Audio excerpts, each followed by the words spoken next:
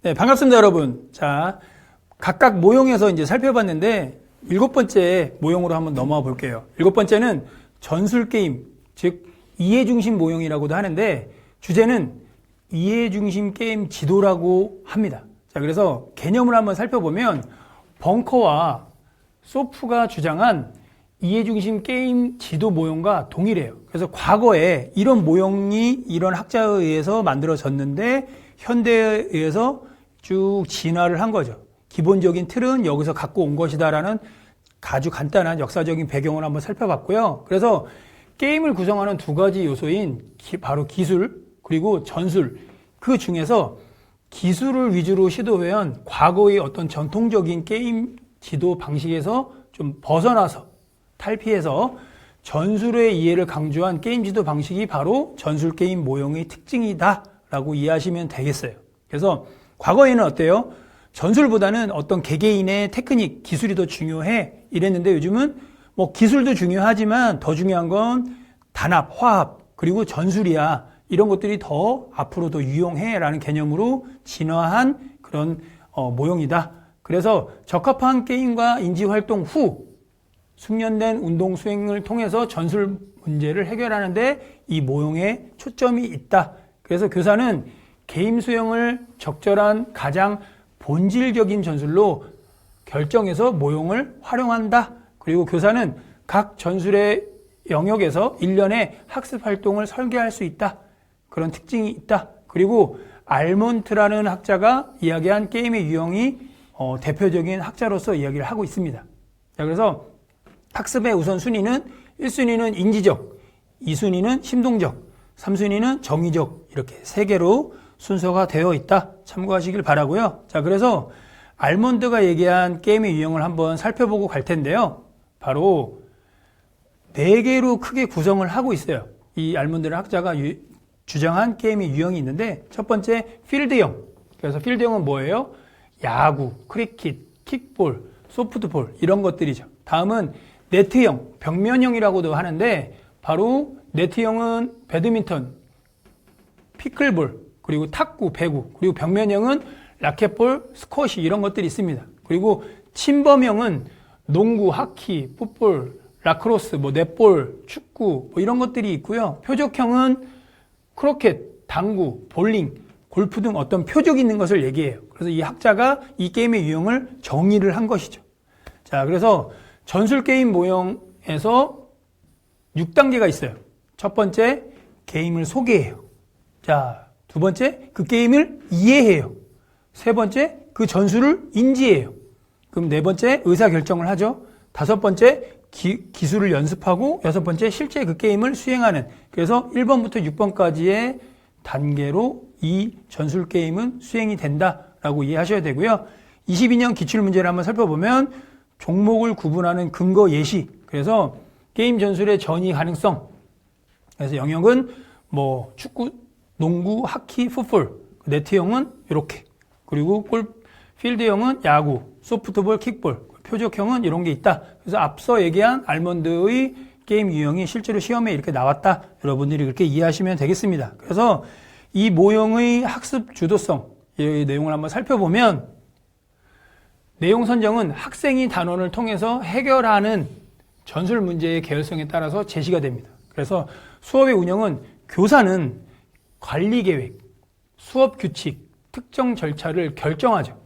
그래서 과제 제시는 교사가 제시를 부과하면 학생이 전술과 기능을 결합하기 위해서 모의 상황에 참여하기 전에 문제를 해결할 수 있도록 연역적 질문을 사용합니다.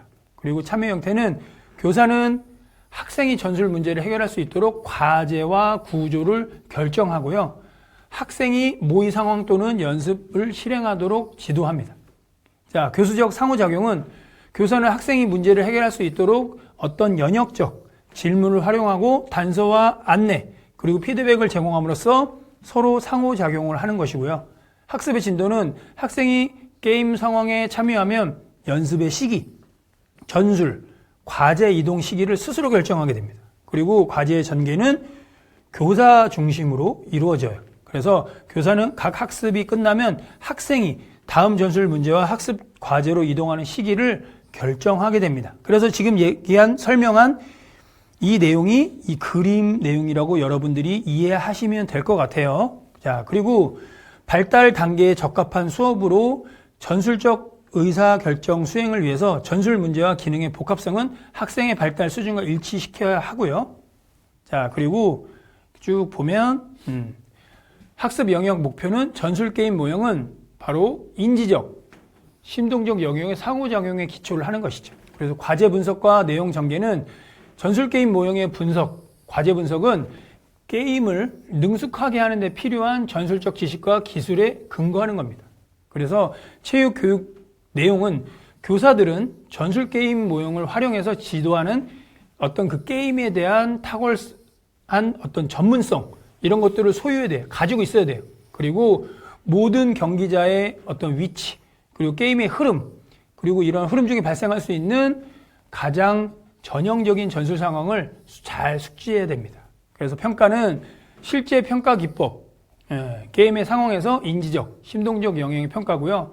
그리고 그리핀이라는 학자가 이야기한 게임 수행 평가 도구의 내용이 많이 얘기하고 있습니다. 대표적인 학자로서.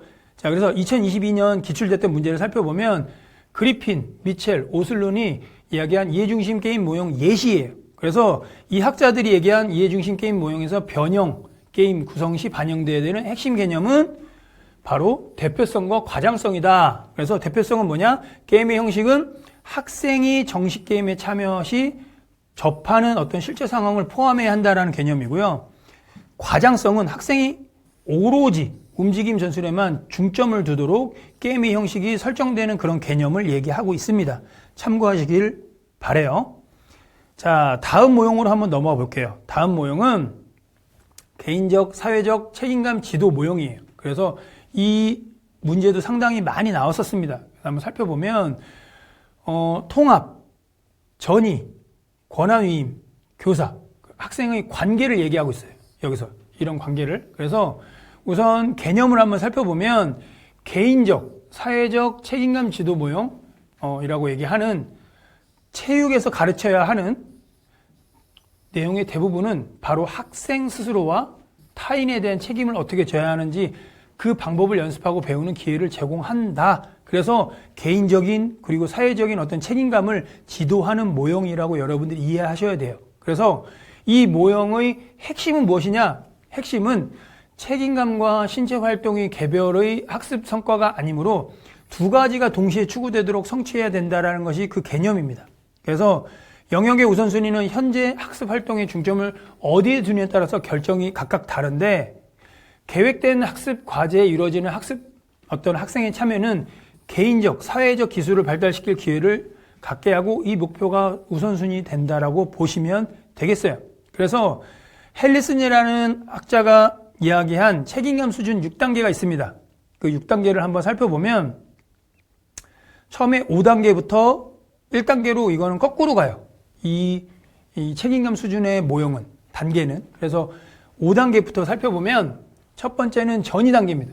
그래서 지역사회 환경에서 타인을 가르치고 집에서 개인적 체력 프로그램을 실행하고 청소년 스포츠 코치로 자원하고 학교 밖에서 훌륭한 역할을 본보기가 되는 것이 바로 전이 되는 것이고요.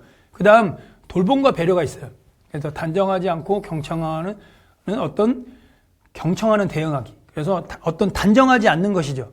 그런 문제들이나 내용들을. 그래서 경청하고 듣고 배려하는 것이죠. 그리고 거드름 피우지 않고 돕기. 타인의 요구와 감정을 인정하기. 이런 것들이 되겠고요. 3단계는 자기 방향 설정이에요.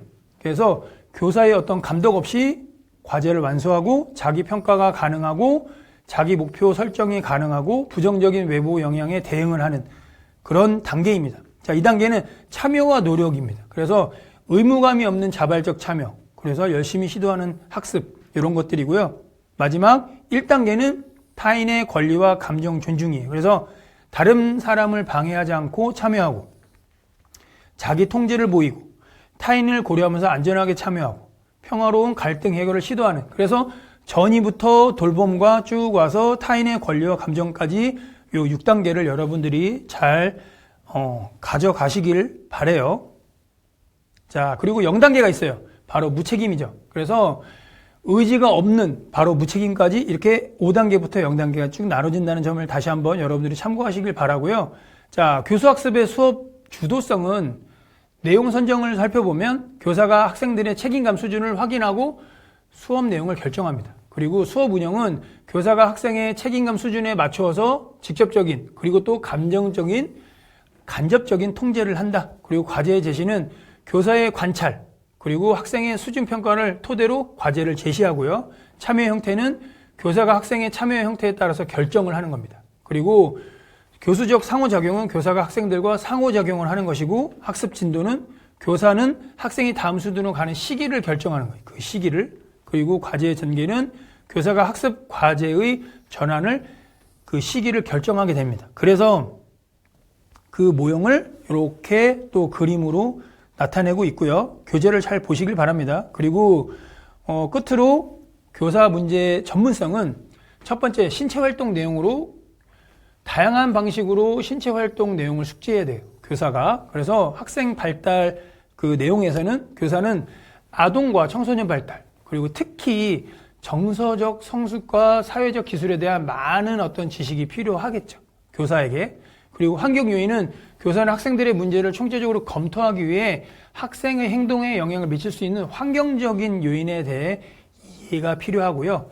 의사소통은 교사는 학생과 원활하게 의사소통할 수 있는 그런 능력을, 소통할 수 있는 능력을 가져야 되고 학생에게 권한 위임 같은 경우에는 교사는 학생에게 신체활동 환경에서 자신의 의사를 결정하고 행동하도록 어느 정도의 권한을 부여해야 하는 것이죠. 그래서 2024년 기출문제를 보면 개인적, 사회적 책임감 지도 모형 예시에서는 통합, 전의, 권한위임, 교사와 학생의 관계를 통해서 타인의 어떤 권리, 감정 존중, 자기 목표 설정 가능, 훌륭한 역할 본보기 등이 되는 강조하는 수업이 무엇이냐? 바로 이거다라고 이렇게 문제가 나온 것이고요. 22년 기출문제를 보면 헬리슨의 개인적, 사회적 책임감 수준 예시가 나오는데 참여와 노력, 그래서 새로운 과제에 도전하면서 노력하며 성공할 수 있다고 여긴다. 그리고 자기 방향 설정, 지도자가 없는 상황에서도 자기가 수립한 목표를 달성할 수 있다. 그리고 일상생활의 전이, 그래서 체육 수업을 통한 학습의 배려가 일상생활에서 실천된다라는 아까 얘기했던 5단계부터 0단계까지의 그런 내용들이 이렇게 예시로서 나오는 것을 여러분들이 참고하시길 바랍니다. 자, 다음 문제로 넘어가 볼게요. 다음 모형은 하나로 수업 모형이에요. 자, 그래서 하나로 수업 모형은 딱 되게 간단합니다. 그리고 2017년도에 한 번만 나왔었어요. 기출로. 그래서 뭐 그렇게 깊이 있게 사실 여러분들이 알 필요는 없는데 그래도 혹시 만약에 또 문제가 또 나올 수가 있으니까 한번 살펴보도록 할게요. 하나로 수업 모형의 특징은 무엇이냐? 그 개념은 무엇이냐? 바로 스포츠의 신법적 차원, 즉 신법적이라는 것은 무엇이냐? 전통, 안목, 어떤 정신 이런 것들에 입문시켜서 참 좋은 사람을 만드는 것이 그 목적이에요. 자, 그리고 스포츠를 어떤 게임, 기법적 차원에서 얘기를 하는 것입니다. 그래서 게임과 문화, 즉 신범적 차원에서 얘기하는 이 두 가지로 구분하는 것이 이 모형의 특징이에요. 그래서 기법적 차원의 스포츠는 기술, 전술, 규칙을 배워서 경기하는 것을 얘기하는 것이고요.